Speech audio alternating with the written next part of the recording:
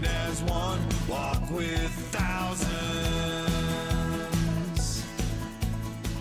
Hey everybody, welcome back to another episode of Dad, Bods Beards. We've got a good one for you today. But before we get into that and who our guest is and why we're sitting on different chairs and what the heck they're for, we want to... I'm wondering myself.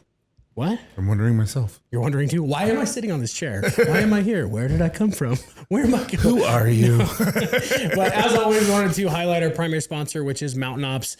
We're right at that year mark of having been sponsored by Mountain Ops officially. They're going to be helping with Logan's Run too. Yeah. So by the time this comes out, Logan's Run will probably be like now like a week or two away because we pushed so far ahead. But yeah, so we've got Mountain Ops has been a big partner of ours for quite a while. Trevor Farnes. I feel like this is kind of like the closing in of the year, a little bit of a thank you. But everything from like the health journeys that we've been on to your addiction to the Rocky Mountain Ricky drink and my addiction to the sleep gummies. I got my kids hooked on those too. It's great. Nice. So then mom and dad can watch TV. But like always, use code DADBODS when you go to mountainops.com. You'll get 20% off, and then every purchase online goes towards feeding families in need. So without further ado, Tom, thanks for coming in. Absolutely. Happy to be here. So Tom Wilkinson, right? That's right. And so we've got kind of an interesting one today. So we are obviously like all things mental health, but also all things like family, dad, comedy, unscripted, just do all kinds of stuff. But you work with, but like you work with my sister, or my sister works with you.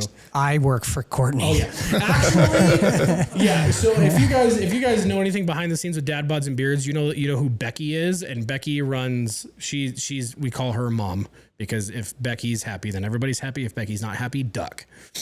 But so I get that. But no. So tell us a little bit about who you are and everybody who doesn't know you, and kind of like where you got to where you're at, because you're a pretty young dude that has done some pretty intense stuff. Yeah, where do I talk start? about why the heck we're sitting on these and what they are. Okay.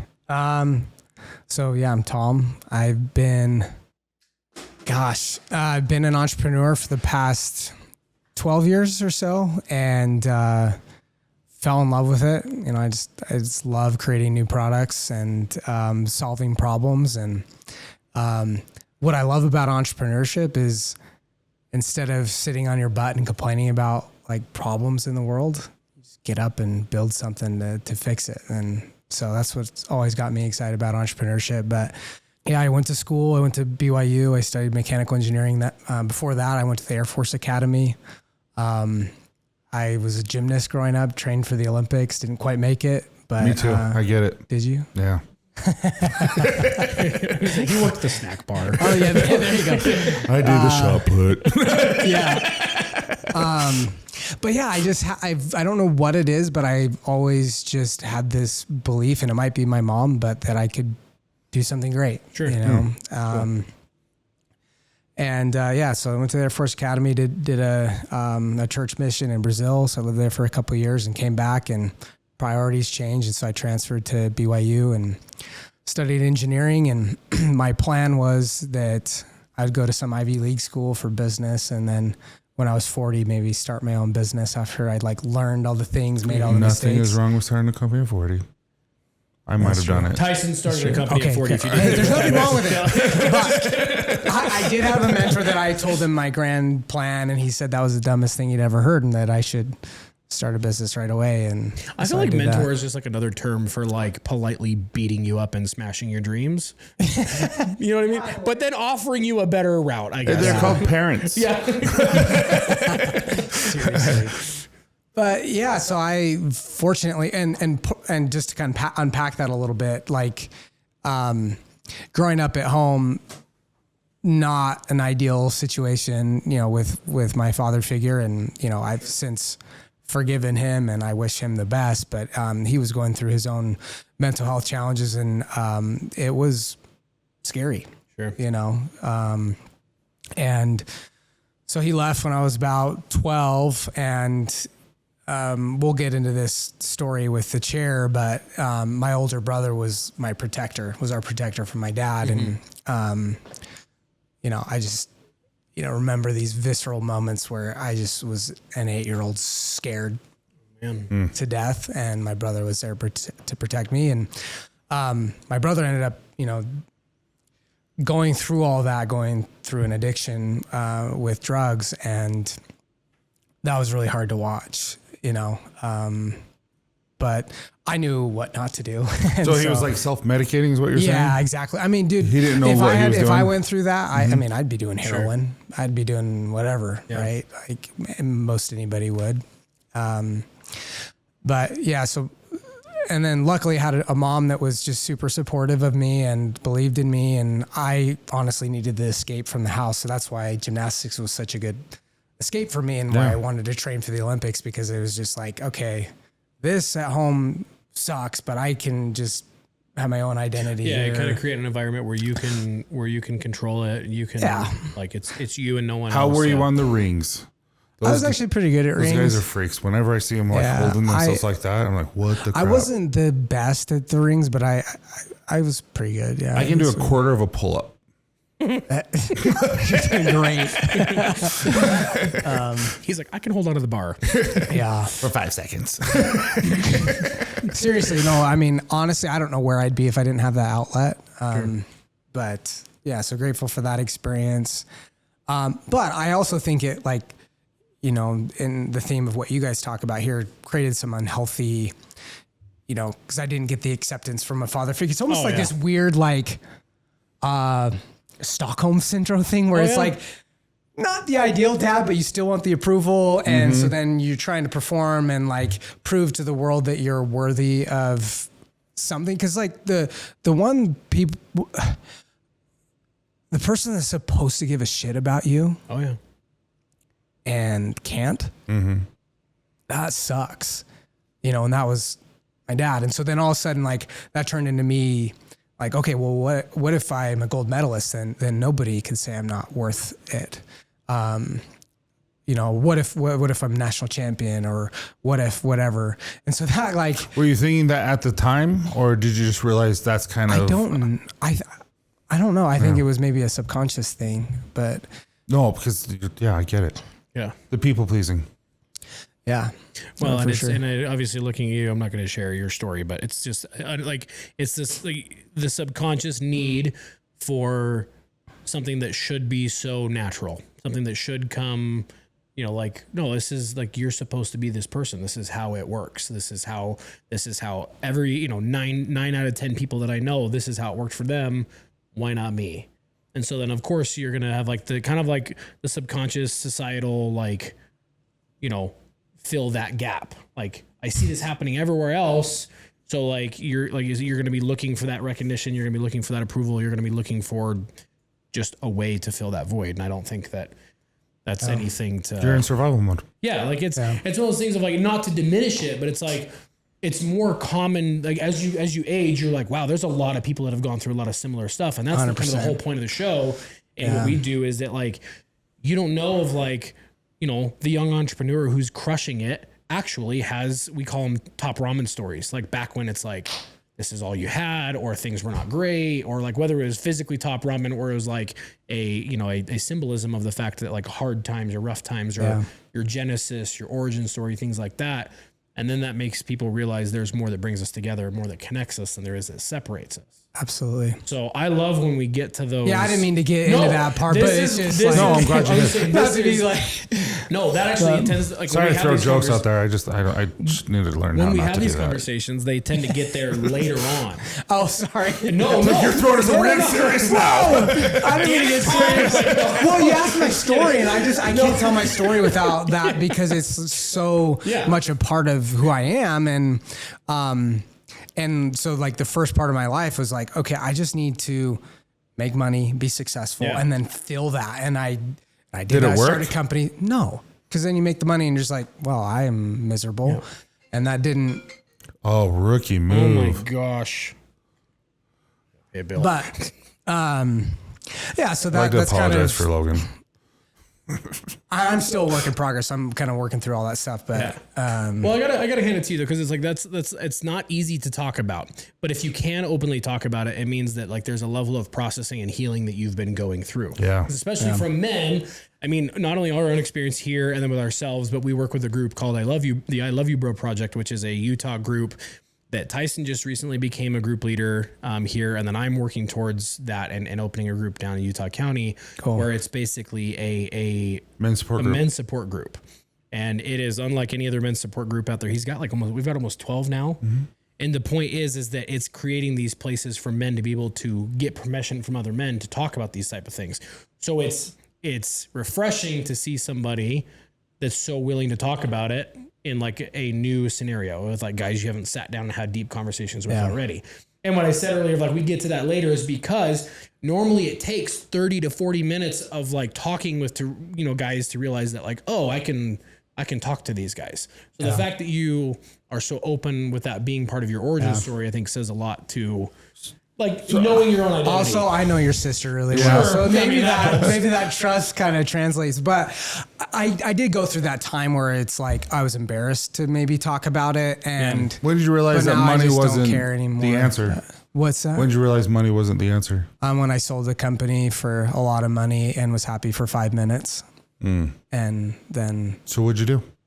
But you really sat on a boat though. Yeah. Okay. You sat on his yacht. And I don't want to make it sound like I've cajillion or anything, but like we've had those from what I came from, it was a lot. Sure. But what did you do after the fact? After you're like, hey, money's not the answer. What'd you do? I started to really look inward because then I was like, were you married at the time? Yeah. Could she tell? Sorry, I'm asking a lot of personal. No, this is too close. Yeah, she could for sure tell, and it's just because we always say that we're protecting our wives so we don't share. They're not dumb. Yeah, they know.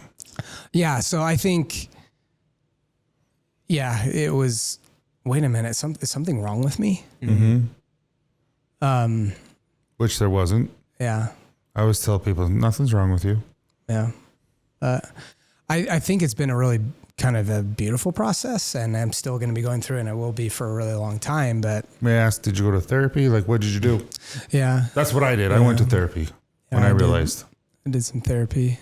And then I actually joined a couple, like, I want to call it like mastermind or like men's groups where community. It was great to like, we did too, communicate and, talk about stuff that I never really wanted to talk about.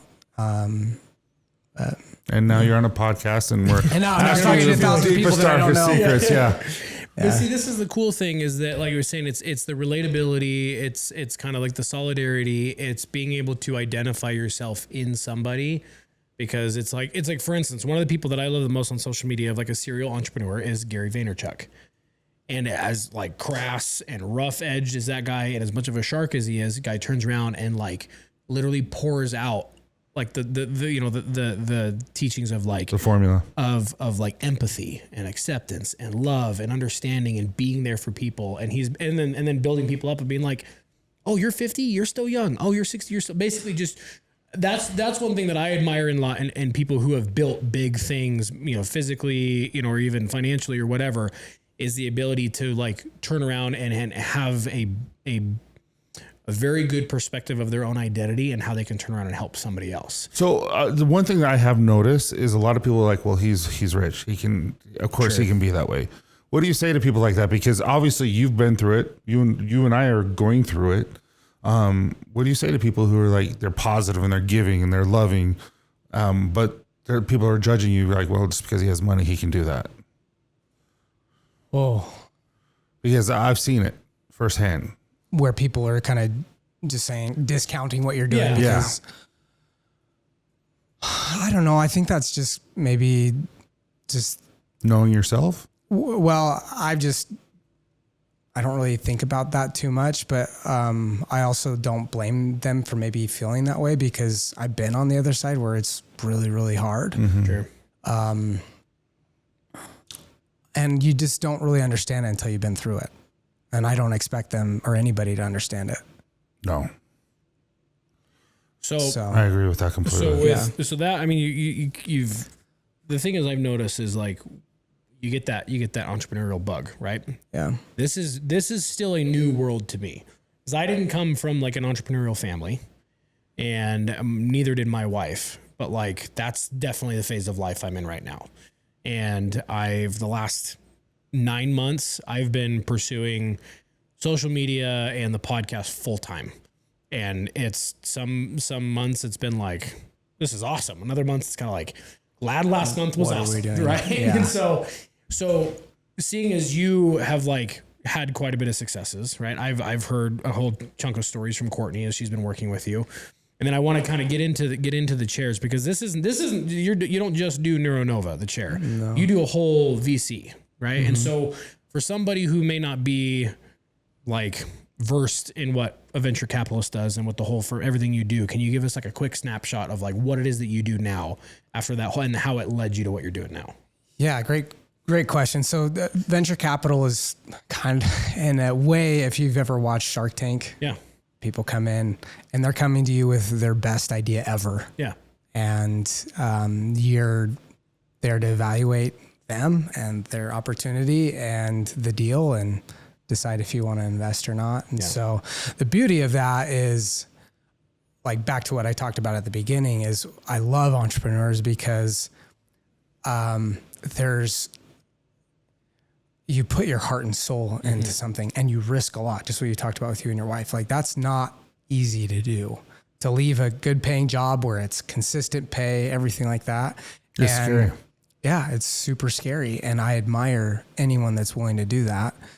And so I get to talk and meet with really, really amazing people every single day. And so we look at about 20 deals a week, and we'll invest in one a month. And it goes through an investment committee and, a whole process until we decide, the best deals to invest in. And we miss a lot. Like, we miss great opportunities that we should invest in. And then we also invest in deals that don't end up working out. But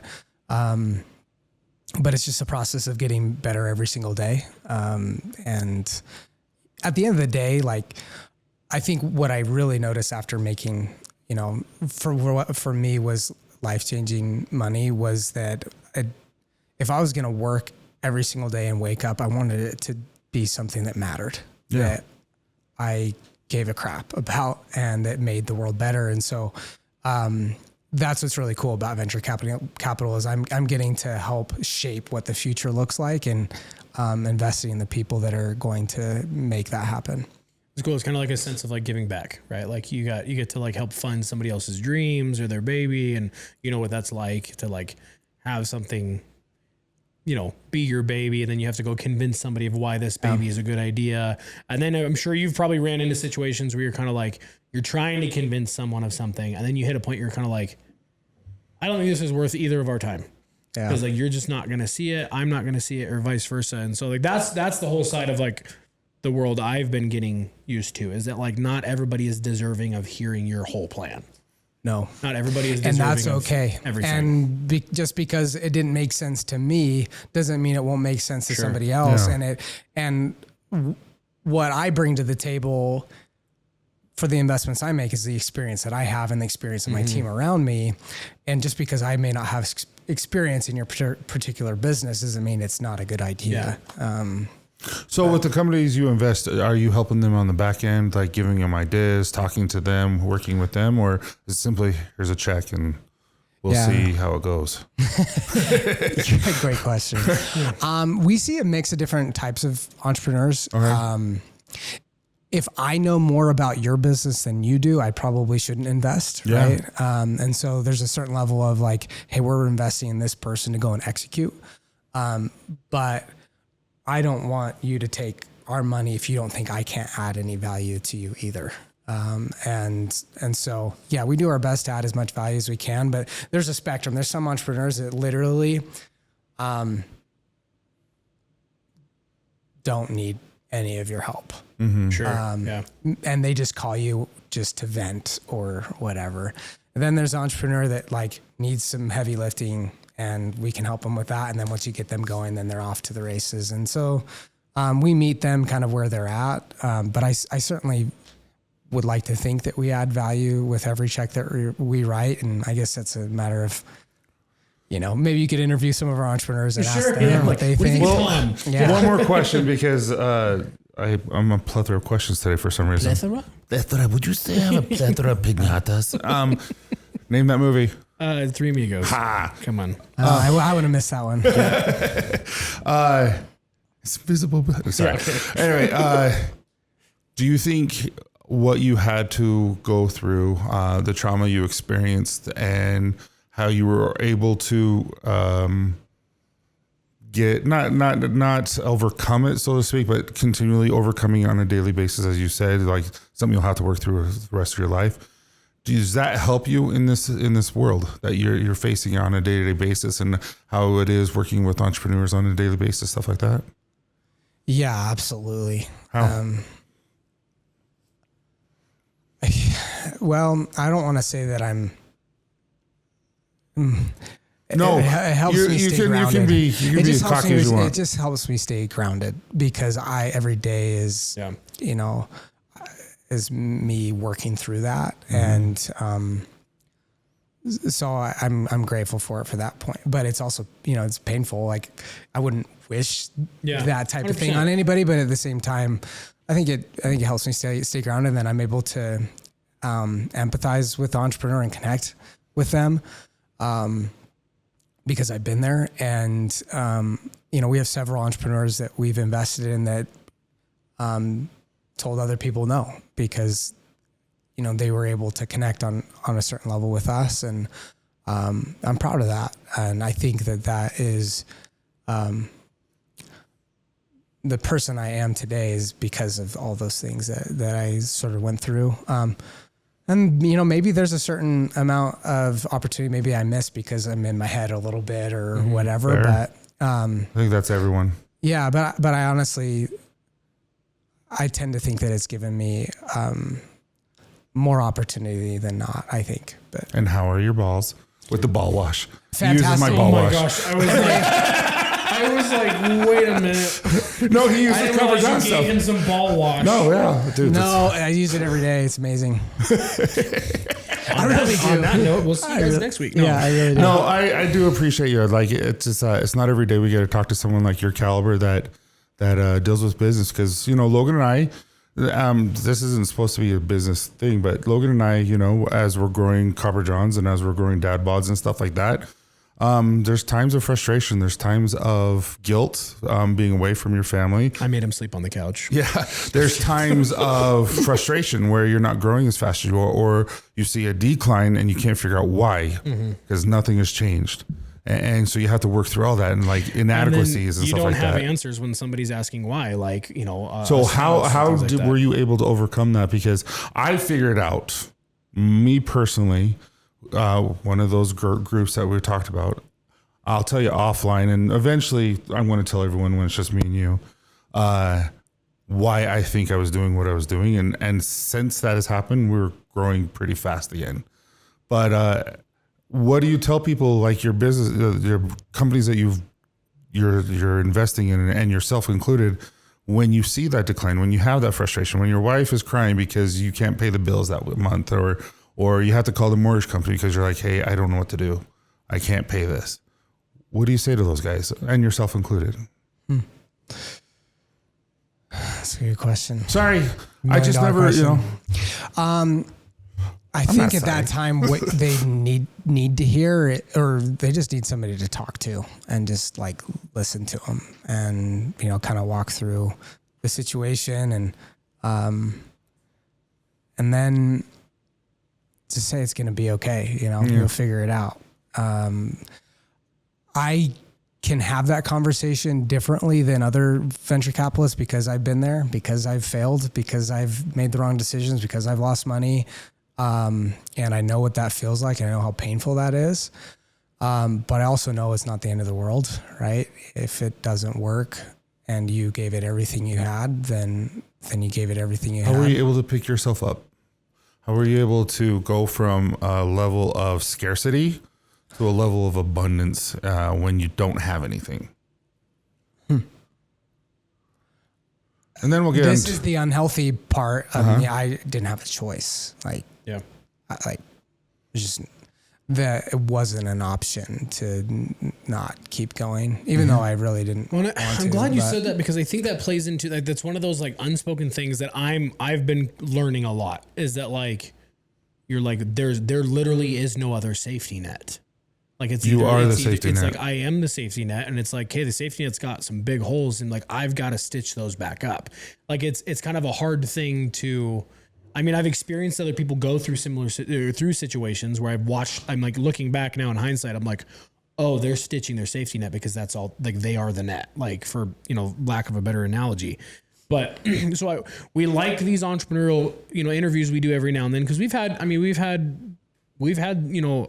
like 1 or 2 billionaires on the show. Yeah, but even that's those awesome. Who are working 9 to 5 and are living check to check, they still they're having a hard time. There's so many people we've met through networking and things like that like there's so many like entrepreneurs out there that are stuck in the 9 to 5s, or there's people that are very happy in the 9 to 5s, but they just want to find that level of like success or happiness or fulfillment. So yeah, I didn't mean to cut you off, but so where I was getting at is before it was, I don't have a choice. Yeah. Like run through a brick wall, whatever it takes. That only gets you so far. Yeah. At a certain point, what you're going to have to do is focus on like the growth that you've had as a person. Yeah. And so there's an author that I like to read his stuff. His name's Dr. Ben Hardy, and he has a book called The Gap and the Gain. I just got done reading it. Okay. So then you know exactly what I'm talking about. But listening to it. Yeah. No. On 2 times speed or 1.5? No, 1. Okay. You're not true ADHD unless you can hit it in 2 times. I probably would have listened to I didn't know you could do that. But so there's a lot of beautiful things you can learn from failure or a misstep or mistake or whatever. And that's something I wish I'd done a lot better earlier in my career, because every time you'd, have a success or a setback, you're always comparing yourself to the ideal. And if it's a success, the ideal moves even further, and it's just like this moving goalpost. If it's a failure, you're always comparing yourself to the ideal and the gap between them. And so that's what you call living in the gap. So in your mind, if it's your ball wash company, which is phenomenal, Copper Johns, and you have this ideal of where it's supposed to be, say 50 million in sales this year, and you don't hit it, you can either dwell on the fact that you're not where the ideal is, or you can take a step back and look at all the gains that came with it. Maybe sales took a dip, but all the different things that you learned. If you can live in the gain always, no matter of the outcome, you're going to make it through and you'll be just fine. But you'll torture yourself if you live in the gap on the success side and on the failure side. There's just no winning. Yeah, in that book, he talked about the guy who was, I think it was this book where he was talking about the guy, or maybe it was during the Audible where they had the interviews in between each other, where the guy was working with a investing group, and he's like, I'm done. I'm going to quit when I make $10 million. Oh, Dan Sullivan. Yeah. And then all of a sudden, next thing you know, he's like, no, how about 20 million? It was never enough. And it's because he was living in the gap. It's a trap. Yeah. So I love the conversation we've been having so far. I love the origin story and the kind of build up and kind of getting this snapshot of who you are and what you're doing, and like what, like kind of like you said it earlier, kind of like your, almost like a thesis of like who you are and everything that leads up to that. So one of the things that we wanted to do and have you on the show was to bring these chairs. So give us a quick snapshot of what Neuronova is, and then we're gonna turn them on. Yeah, these chairs have power cords, and then we're gonna like experience, what did you call them, Courtney? The dopamine seat. Yeah. You should put them in bars. So like when people are like going to go get drunk instead, they just like walk away after 5 minutes. Like, I'm good. Oxygen bars. Yeah. There you go. So what is this stool we're sitting on? So this is a culmination of 10 years of research at a university here at Utah, BYU. And it started as a quest to be an alternative to methadone for those that are coming through addiction recovery. So if the audience doesn't know about this, or maybe you guys know a little bit about it, but when you are using a substance and you want to get off the substance, you go through intense withdrawal. So the dopamine levels in your brain plummet dramatically. It can be it not only is it painful, but it also can be fatal. And so you go through a detox period and you're given methadone in order to do that. And so my older brother, and this is how I was introduced to this problem. Yeah. So, he finally went to an addiction recovery, center and was doing well and went off of detox. And I don't know exactly the whole process of him coming down, but eventually, he overdosed on methadone, and I don't know the exact details of how everything went down, but I was really perplexed that, a drug that was supposed to like help people come off of an addiction was, leading to overdoses. And, it turns out one of the, neuroscientists at BYU, his brother went through the same thing, and they lost him to an overdose on methadone. And he was just like, okay, I'm fed up with this. Yeah. I'm going to do something about it. And I have the brain to do it, right? Instead of sitting on his couch and just complaining about it. So they went through thousands of different experiments on rats, trying to, help the brain produce dopamine without drugs and without some sort of invasive procedure. And do you guys know how they discovered penicillin? I feel like I know this story. I know the story. I forgot it though. You know this one. I do know it. I just can't remember it. No, what is it? So one of the scientists in the lab, he brings his sandwich, it's got mold on it. Oh, okay. Leaves it next to the Petri dish. And they've gone through like all kinds of different iterations. They can't figure it out. This mold gets in the Petri dish and starts killing the bacteria. And all of a sudden they did more tests and figured out how to develop penicillin. That saved millions of lives, maybe. Yeah. Maybe more. Oh, more than that. More than that? Yeah, by this point, for sure. Yeah, for sure. So I don't want to compare it exactly to that, but one of the scientists at BYU is like, hey, dude, we know there's these nerve endings in the neck called mechanoreceptors. They're sensitive to mechanical stimulation, and they're connected to what's called the nucleus accumbens, which is the part of the brain that produces dopamine. Let's see if vibration would help.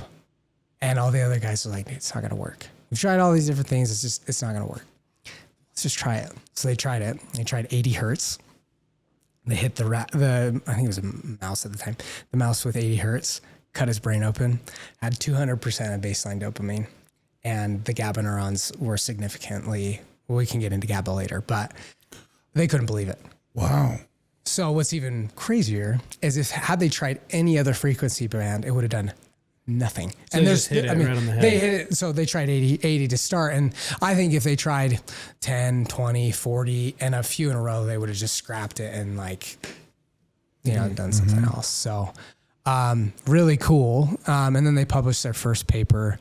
And then the NIH funded a trial in humans, and that data was then so they cut good. Their heads open too. And Well, so yeah, different way. But the hardest part of this project was getting it. 80 hertz is really, really fast. Oh yeah. And so to get that deep enough in your spine to produce, especially big guys like me with the big butt. Yeah, I'm serious. I'd be able to. You're serious. You don't have to convince us. Sorry. Sometimes I just want to punch them. Yeah, that's why we're this far apart. But anyway, so to get enough displacement, it's hard. Yeah. And so we had to design, we tried to have people standing up, we tried to put something on their neck. It's just, so they had to invent it's called a heterodyne wave, so where you're combining 25 hertz and 25 and a half. And then that combines in your spine and creates a third wave that's embedded in that, which is 80 hertz, and that's traveling up. So that's what these chairs are basically, they're creating that. And they're sending it up through your booty cheeks. Yeah. Yeah. So can we give them a rip? Yeah, you can. How do we do it? Yeah, there you go. Oh. Can I up the intensity? Yeah, you can if you want. I wouldn't. You're like, I wouldn't as I'm pushing the button. Well, yeah. I'm 20 is probably fine, but you can go a little higher. So if you don't fill it up in your neck, so the highest concentration of these nerve endings are in your neck. So you want to feel it in your neck? So you want to. Can you hear my voice? Is like, how do you turn up? You're doing it. You're. What's the max speed? 40. We're both at like 35. Yeah. I like it though. Do you like it? Yeah. Okay, so you got to sit up straight. If you slouch, My glasses are like falling off. The wave stops in your upper back, and it doesn't go all the way through, so you don't get quite the benefit. But I'm big on like frequency and vibrations. Like I have a whole playlist that is at like certain hertz, nice. right? So like, because I'm big on. In the last few years, I've become more spiritual than I was religious, and I kind of got into the like manifesting and intentions and Not gonna lie, this is kind of weird. And I feel it in my eyes. Yeah. So what's crazy is you feel like you're shaking, but from my perspective, you're not shaking at all because it's just moving so fast. You can't see my glasses? We can see them; they're just not moving. Really? Yeah. This might actually shake a fart out of you if we're not careful for how gassy you are. So the science behind this is basically just kind of like treating. Is it essentially like treating you like a tuning fork at the moment, and just kind of like getting you in line? Yeah, and really, does this work for all addictions? yes. Well, dopamine is involved in every addiction, so. So this is actively boosting the dopamine in our brains, right? According to the studies. So those who are addicted to any drugs or alcohol, to we're porn, to taking this through anything. the FDA right now. So there's certain claims that we don't make right now, but as we refer everybody to the studies and the double-blind placebo-controlled trials that we did. But what we saw in those trials was 60% decrease in generalized anxiety versus the placebo. Yeah. So what is dopamine involved in? We know like. It's actually the learning chemical. It's not necessarily the feel-good chemical. So addictions, anxiety, PTSD, OCD, insomnia, pain management, ADHD. So you do this right before you go to bed? I do. So for me, it used to take me an hour and a half to fall asleep. I track with this Oura Ring. Now my sleep latency is about 17 minutes. Oh, wow. Yeah. Yeah. It's really cool. Mine's like 2. It's like I could sit here and I'm chilling out, by the way. I don't know if because being pretty severely ADHD, and you're talking about addiction and stuff before, I was pretty heavily addicted to Adderall for a long time. Yeah. And then also being bipolar, it's just like a whole bad cocktail. Yeah. And so it's funny how like dopamine is obviously this upper, right? But like, as anybody knows kind of in the ADHD realm, like the uppers are actually the downers. Like it's kind of like Uno reverse, but for like brain activity. And so like, I'm like starting to already feel more like I want to just chill, level out. So is it the bigger the nose, the more it shakes and the more it itches? Some people say it itches their nose a little bit. Yeah. But for me, I get the biggest effect when it shuts off. And also I feel like, for me, like a dopamine release and I just chill out. Kind of like this is total, but like when you're on a treadmill and you're running, next thing you turn it off and it still feels like, is my voice shaking? Maybe to you. Yeah, it might be just to you. Anyway, but it's kind of like that. So about ready to fall asleep all of a sudden. Like my eyes are so heavy. I'm not. I'm just. I'm. This is like I actually can focus right now. This is weird, dude. Like in a good way. Like we're not sponsored by Neuronova, so don't act like it's like, oh wow, you're having like a positive reaction. Yeah. Like, no, it's like Courtney. When Courtney was telling me about this, I was intrigued because obviously, I mean, when you sit at a desk, I sit at a desk, I edit a lot, and so at home or when I'm at my office, I get up and I move and change where I'm sitting all the time because I get fidgety or it's like it gets uncomfortable or back pain and stuff like that. But like I have a whole different round of stimulants that I take, like positive legal ones. Yeah. Asterisk. Right? No, but because that's what helps me balance out the most. And I developed like a caffeine addiction for a little while because caffeine will bring you down when you're constantly up all the time, or like that's why I can't take certain ADHD meds and stuff like this. Yeah. Which is why when I kind of discovered listening to certain music at certain frequencies and heard all that stuff, and I ground every single day. Like I take my shoes off and I go stand in the dirt. And I know it sounds weird, but like when I notice the change, like feeling a physical change in my brain chemistry, like I'm having a hard time talking right now because I'm starting to like fall asleep. It's making my nose water too. No, but it's like it's you take for granted what it feels like to chill out when you're just constantly like at 11. Fun fact though. 100%. So I went to I can't think right now. Dum-dum The MRI, like an MRI. So I went to go get an MRI because they thought I tore my rotator is it rotator cuff? I don't know. I'm not Labrum. They thought I tore my labrum. And so I had to get dye and all this kind of stuff. And I get severe claustrophobia. So they gave me Valium. I got a panic attack because I felt no panic. Like I wasn't in anxiety mode. And also, where's my anxiety? No. And they're like, that's because, Anxiety attack. no, I've never heard that before. no, dude. because that's how I've lived for such a long time that they're just like, and this is how this feels. It feels like it's just like, Yeah. because when they threw me for a loop. So It's wild. No, I really like, I think this is like, obviously, you're onto something. It's your freaking company. Yeah. But like how did someone buy this or get it? So right now we're partnered with almost 100 clinics in Utah, and you could go and pay by the session to you get don't it have done to get there. your own chair sitting out. Yeah. No, you don't need to have Well, one. we'll have but- to get that from so you so we we can see, tag 'em. and according to the studies, we see a stacking effect after 10 sessions for 10 minutes within a 1 month period. And so that's what we recommend that people do. And, it's interesting as we go through the FDA process, like we can make more and more claims, but so I have to be careful about certain things that I say. But yeah, it really helped me because I also, going through the trauma that I had, I got back from a church mission and my therapist was like, "Okay, dude, Adderall, citalopram, gabapentin, and Klonopin, and you'll be set." And as you guys know, every drug has its side effects. And so I had those side effects and I wanted to get off and I couldn't get off. Yeah. And so having alternatives like this out there to help people that want to take more of a natural approach, which is what I took, it's life-changing for me. Well, this is the thing that I'm finding is that like, it's funny is like a lot of the things that everyone like scoffs at or turns their nose up at, a lot of the times it's not backed by some major corporation that involves someone being made a millionaire because of taking a certain drug or certain like, and I was never like the, Red 40. Like, Red 40 tastes delicious. Oh, Red 40. Yeah. Okay, I just want to make sure. But like, since one of our big brand sponsors is 1% Fitness, and we eat like 90% of the meals we eat are like ridiculously clean. And since we've been eating clean meals for the last few months, amazing.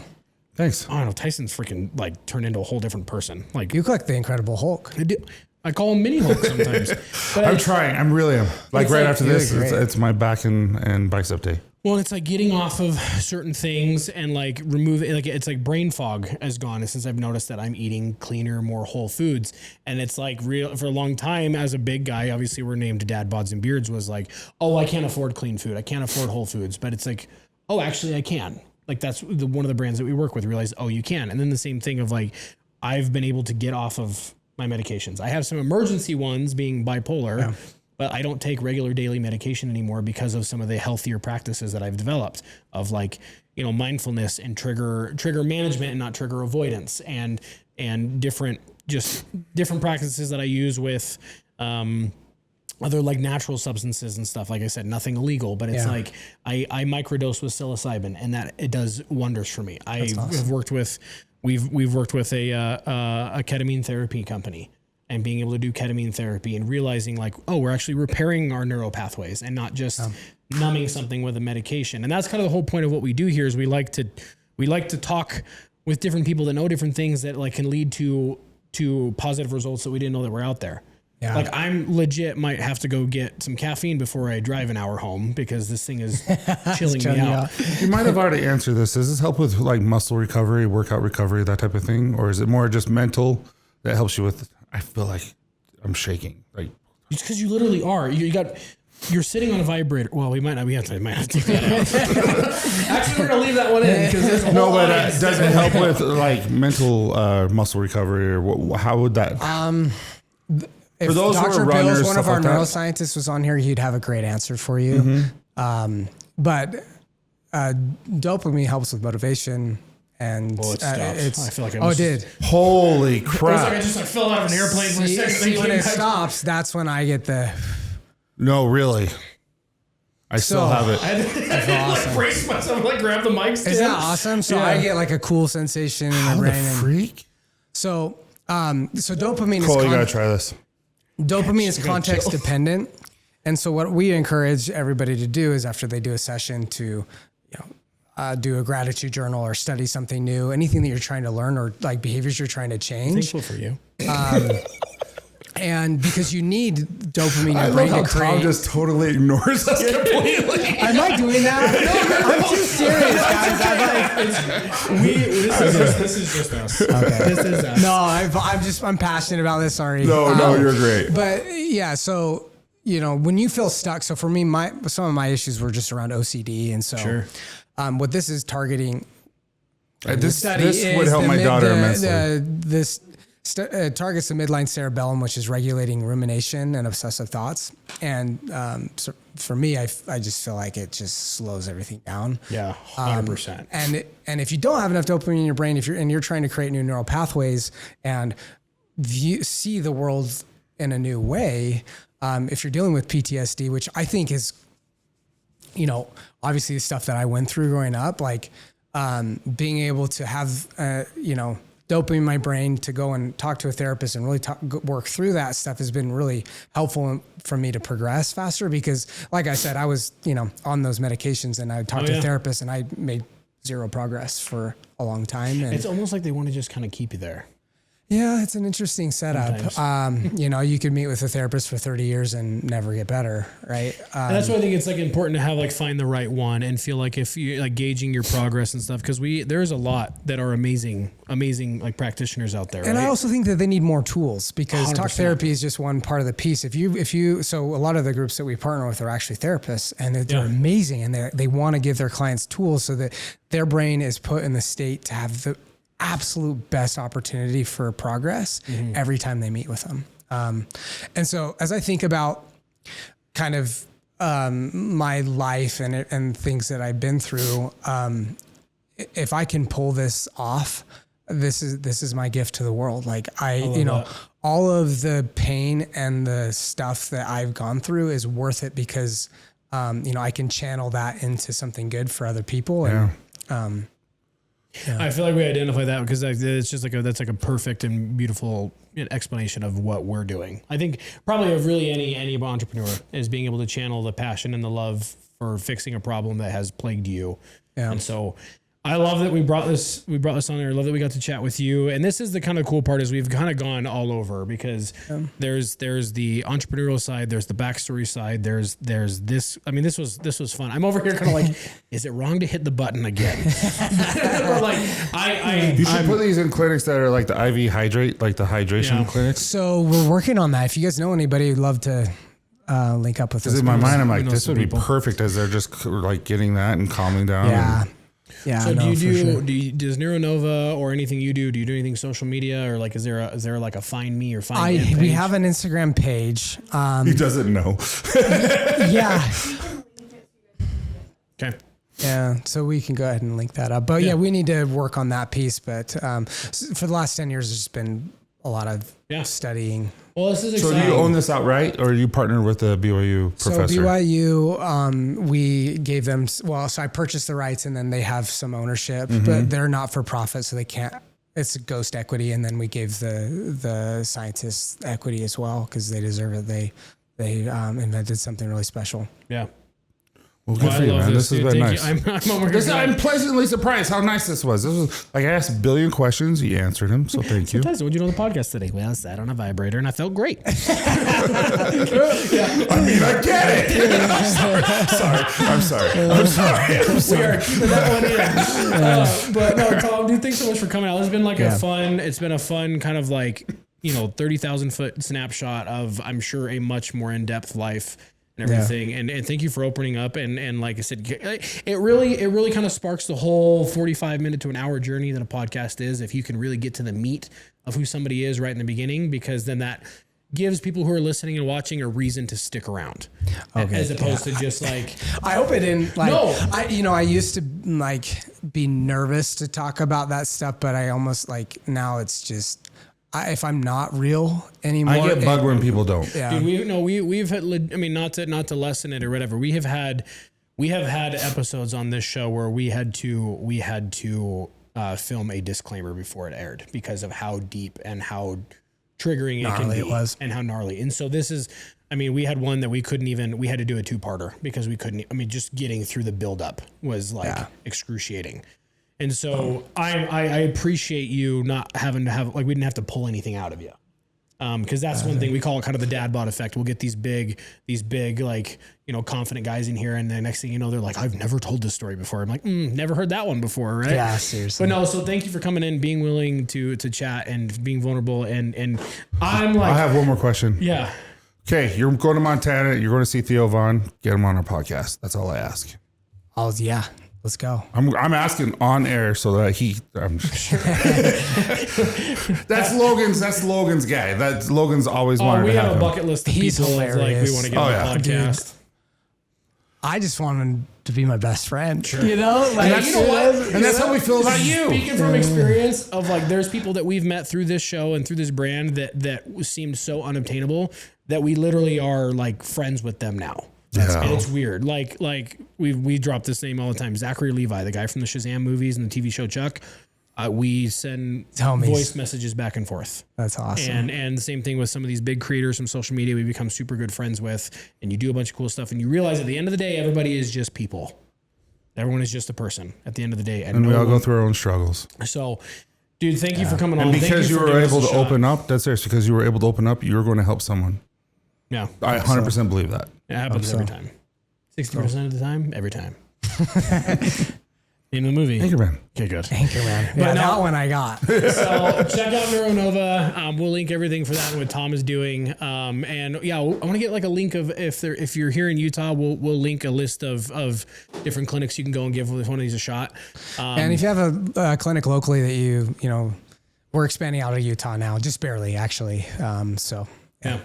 I don't know if you're gonna get the chair back, but Tom, thanks for coming, dude, and we'll catch you guys next week. Appreciate you. Thank you. Toodles. Oh, you almost didn't say toodles. I know. I always say toodles.